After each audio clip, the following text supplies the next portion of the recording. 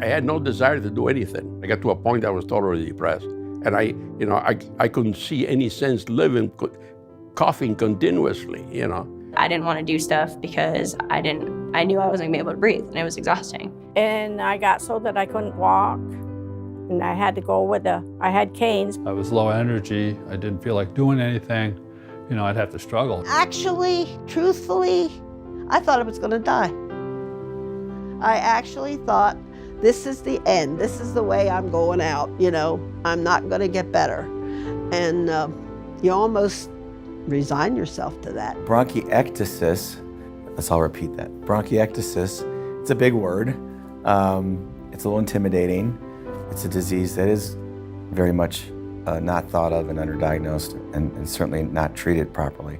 Right now, there's probably about 500,000 people in the United States that have been diagnosed. If you think that the true number is around 4 million, and that's, we got a long way to go. That is what this is all about, is increasing awareness so we can identify those people so that we can get them appropriate therapy and turn their lives around. It was also especially difficult for me being surrounded by my animals. I had a St. Bernard, and I was riding horses, and I still do. And when I would laugh too hard, I would have to take at least 3 puffs of inhaler.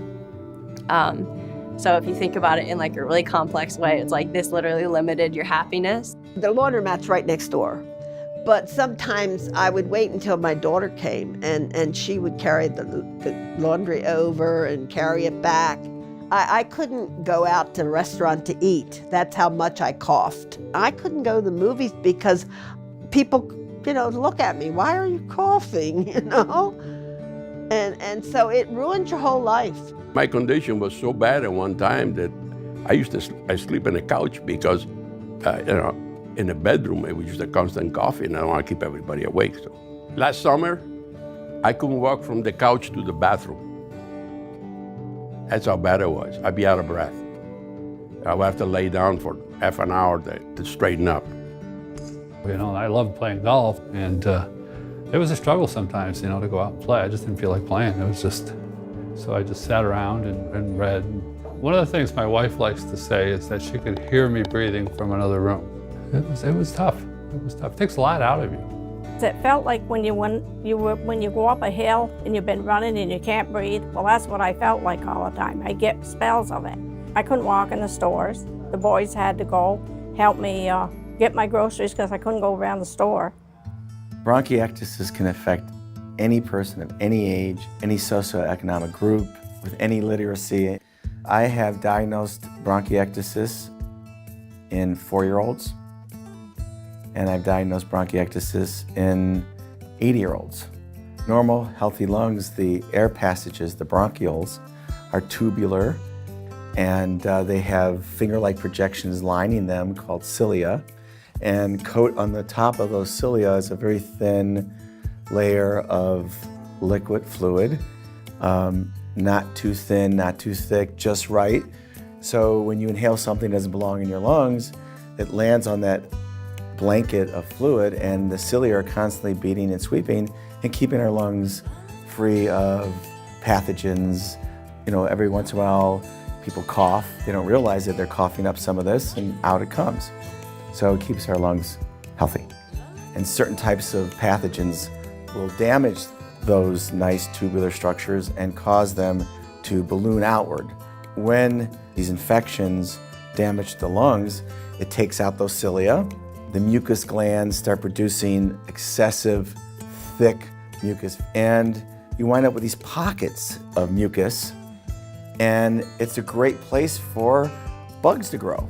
Now, the people with bronchiectasis are not constantly sick, that the bug burden waxes and wanes. I had 5 or 6, maybe more, bouts of pneumonia, and I was treated. And it would, like I said, I'd have it 1 year, and then I wouldn't have it for 2 or 3 years, and then I'd have it again. No one ever thinks of bronchiectasis, so they don't diagnose the bronchiectasis, and the patients never get definitive treatment, and they never get better.